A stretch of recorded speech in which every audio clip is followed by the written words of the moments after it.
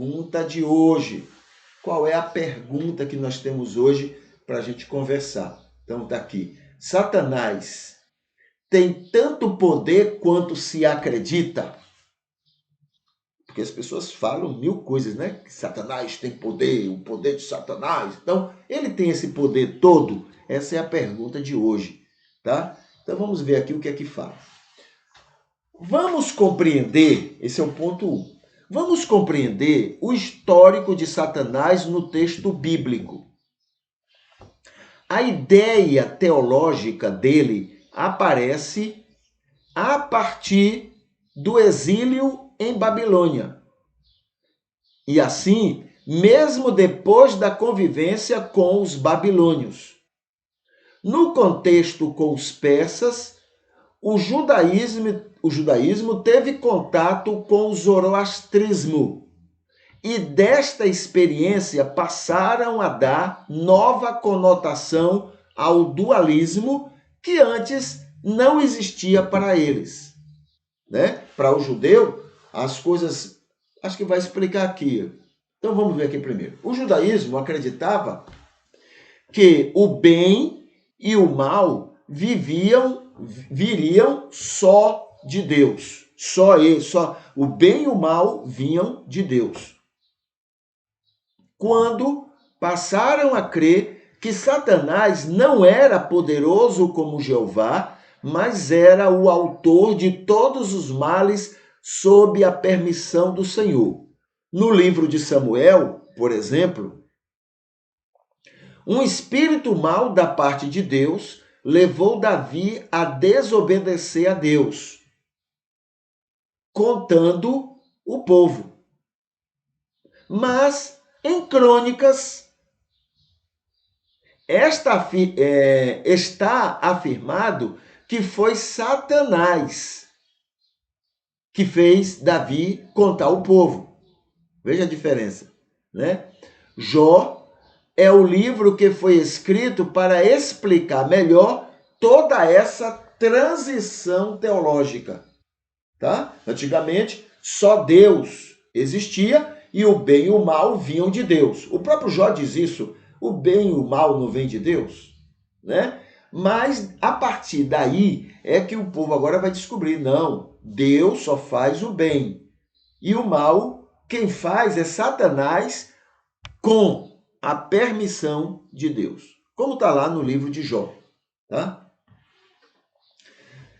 Terceiro, depois do período persa, os judeus tiveram contato com a cultura e a religião dos gregos e ampliaram a ideia de Satanás e demônios.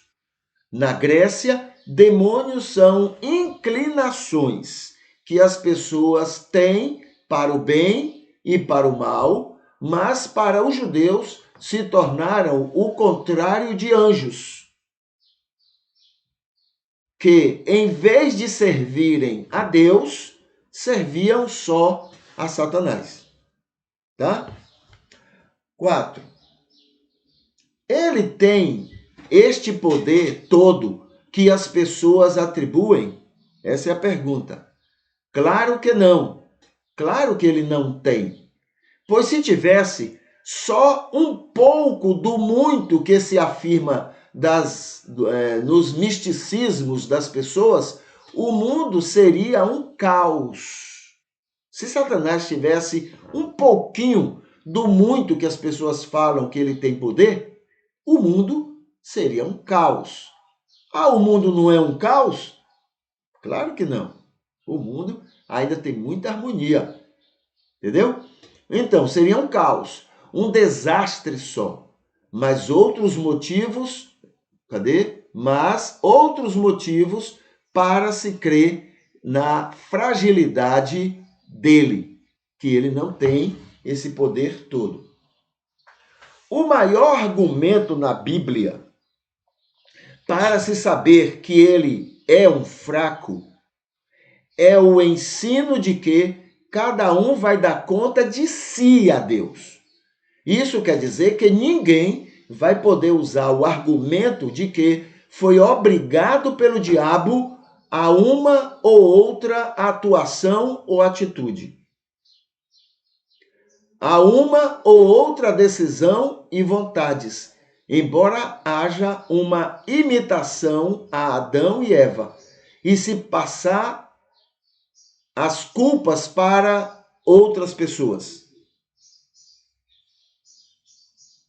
E, por final, a Satanás, como foi o caso de Eva, né? Adão botou a culpa em Eva e Eva colocou a culpa em Satanás. Um botando a culpa em cima do outro, mas Satanás, por último, levou a pior, porque ficou e não tinha como se defender ou passar para outra pessoa, né? Então, muito bem. O ponto 6. Jesus viveu a condenação real do que seja Satanás. Ele viveu a conotação correta. E coincidia com a cultura original, a grega. Ao chamar Judas e Pedro de diabo, não falava de uma entidade que dominava eles, mas da atitude que provocou o comportamento de cada um. A traição, foi a traição, e o outro, a tentação de evitar a morte em Jerusalém. Ele mesmo foi tentado, o próprio Jesus foi tentado neste sentido, por Satanás no deserto.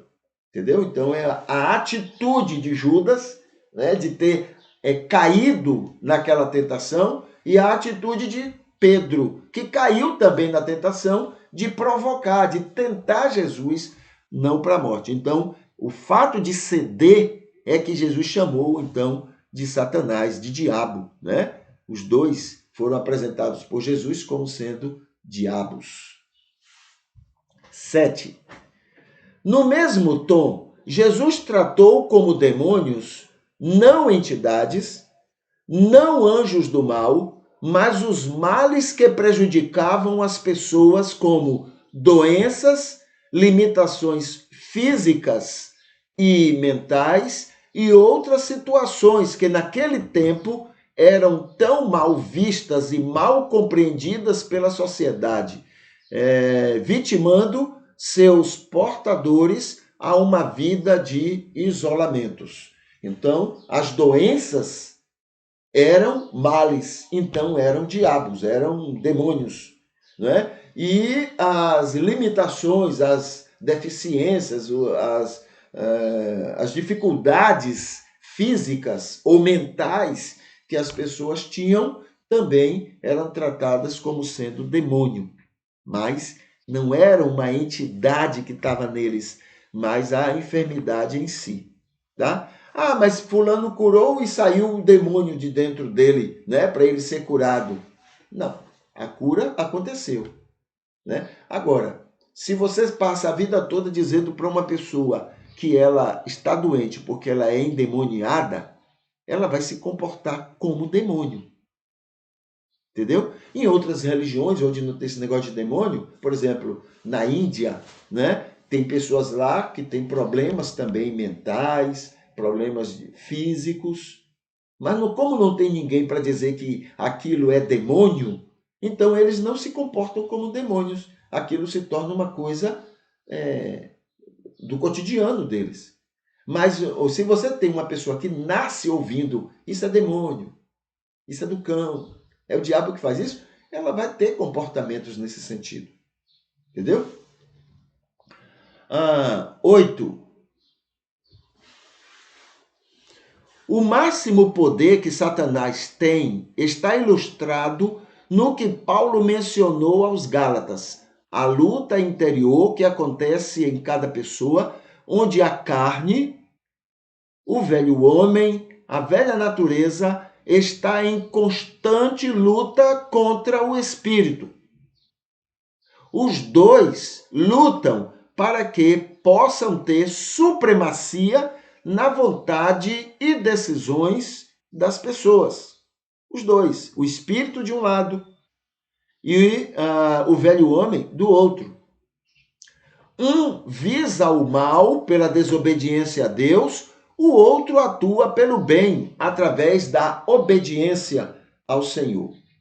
Nesta luta, buscando influenciar a vida da pessoa, quem decide é a pessoa. Paulo afirma que ninguém tem a capacidade de sozinho decidir e atender ao Espírito, mas basta querer. E isso é uma permissão para que o Espírito de Deus ajude, fortaleça, capacite, faça o que for necessário para a pessoa conseguir. Aí o 10. Então, Satanás não tem poder? Quando a Bíblia diz que o mundo jaz no maligno, quando Satanás diz a Jesus que ele é o Senhor das nações do mundo, não ali na tentação, né? Satanás disse isso, não quer dizer que ele tenha o domínio, mas que as pessoas é que preferem continuar sob o seu controle, o controle do pecado. Sob o controle, não é, de Satanás, sob o controle do que a Bíblia chama de o Senhor deste século, dos prazeres e da desobediência. Não é Satanás que obriga a pessoa a obedecê-lo, é a própria pessoa que Satanás influencia, Satanás, né, tenta, prova, faz tudo, mas é a pessoa que decide. Eu quero continuar no pecado. Não é o domínio. Satanás não obriga. A pessoa é que tem a decisão. Por exemplo, o Espírito convence todo mundo do pecado.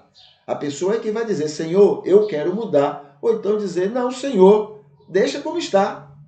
Deixa como está. É a pessoa que decide. Nem Deus obriga, nem Satanás obriga. É a pessoa que toma essa decisão. Tá bom? Então, diante disso, não tem poder. Qual é o poder que ele tem? Né? Se fosse por Satanás, haveriam gente procurando Jesus? Se fosse por Satanás, pela vontade de Satanás, haveria religião nesse mundo? Se fosse pela vontade de Satanás, haveria pessoas religiosas? Se fosse por vontade de Satanás, haveria pessoas fazendo bem a outras pessoas?